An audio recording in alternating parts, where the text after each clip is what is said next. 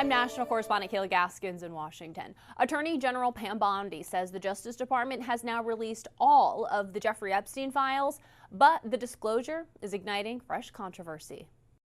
Attorney General Pam Bondi announcing in a letter to Congress that all of the Epstein files have been released, claiming they have fulfilled the obligations under the Epstein Transparency Act. Included in the letter is also a list of roughly 300 prominent individuals whose names appear in the Epstein files.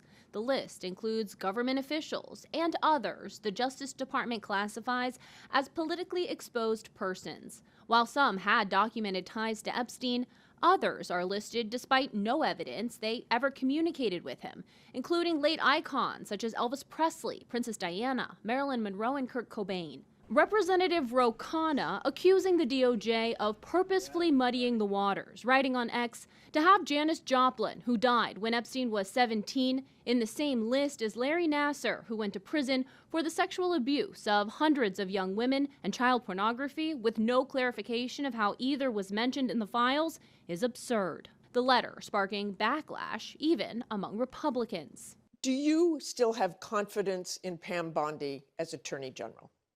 I don't think Pam Bondi has confidence in Pam Bondi. No, I don't have confidence in her. She hasn't got any sort of accountability there at the DOJ. The files released by the DOJ have had reverberating consequences. The now former Prince Andrew lost his royal title over his connections to Epstein.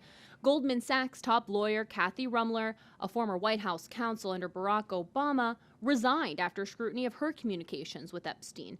Chairman of the Los Angeles 2028 Olympic Committee, Casey Wasserman, announced he's selling his prominent talent agency amid fallout of his name appearing in the files. Commerce Secretary Howard Lutnick is still facing bipartisan calls to resign over emails showing he planned a trip with his family to Epstein's Island for vacation in 2012. In Washington, I'm Kayla Gaskins.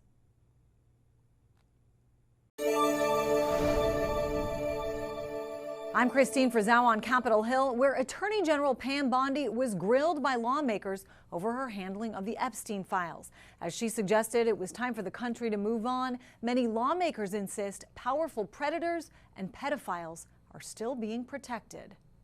The Department of Justice under fire from the right. Literally the worst thing you could do to the survivors, you did.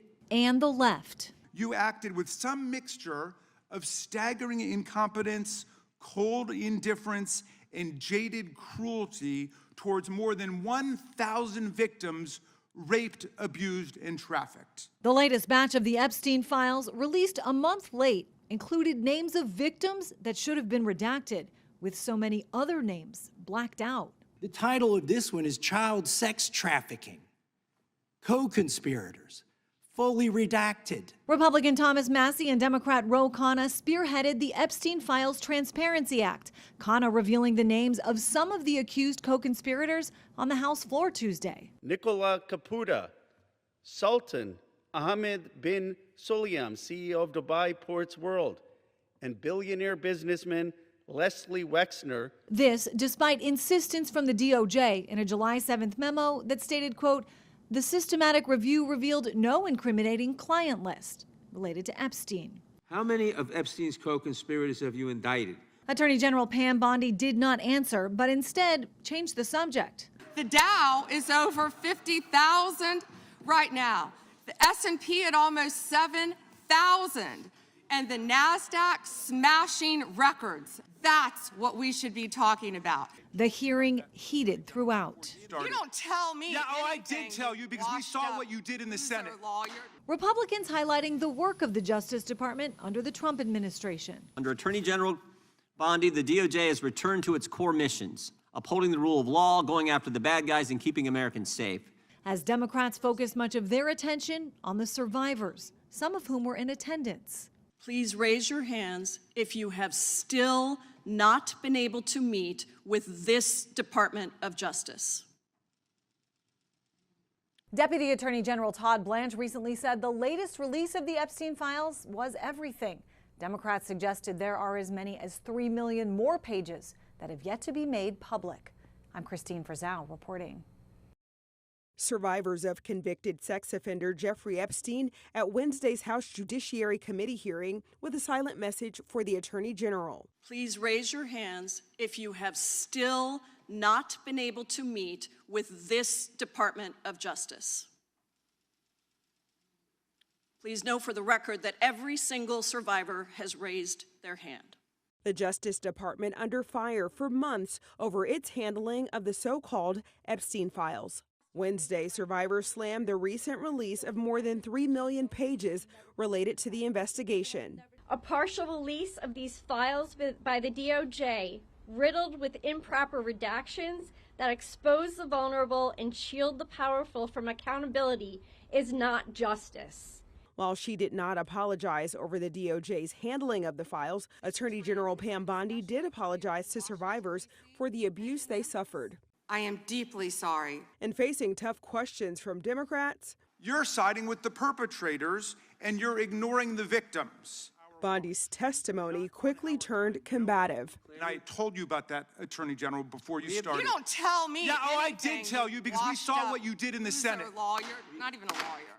When pressed why Epstein co-conspirator Ghislaine Maxwell was relocated from a Florida prison to a lower security prison camp in Texas, Bondi said she disagreed with the transfer but denied any involvement. That is a question for the Bureau of Prisons. I'm Sherelle Hubbard reporting. Alongside survivors and advocates at the Willow Domestic Violence Center in Rochester, Senator Chuck Schumer announced new federal legislation. Today I'm announcing Virginia's law, new legislation that will end statute of limitation barriers that have kept survivors from justice for far too long. Because justice should never expire. Schumer says the bill will allow adult victims of sexual abuse and trafficking to file civil claims against their abusers without a time limit. It's named in honor of Virginia Giuffre, one of Jeffrey Epstein's high-profile accusers. For years, survivors of Jeffrey Epstein's abuse were ignored. They were doubted, silenced, dismissed.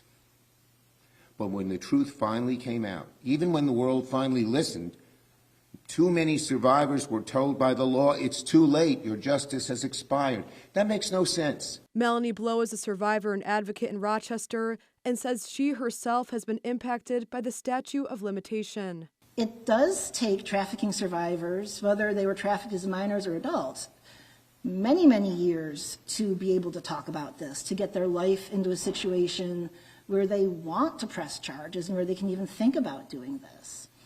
So we don't need any more alleged victims. We need justice. According to the Willow Center, there were more than 4,500 reports of domestic violence made in Monroe County in 2023. Willow CEO says this legislation recognizes that healing is linear and justice should not expire. Virginia's law shifts this balance of power away from procedural protection for abusers and back toward dignity, agency, and survivor choice. And that is what justice should look like.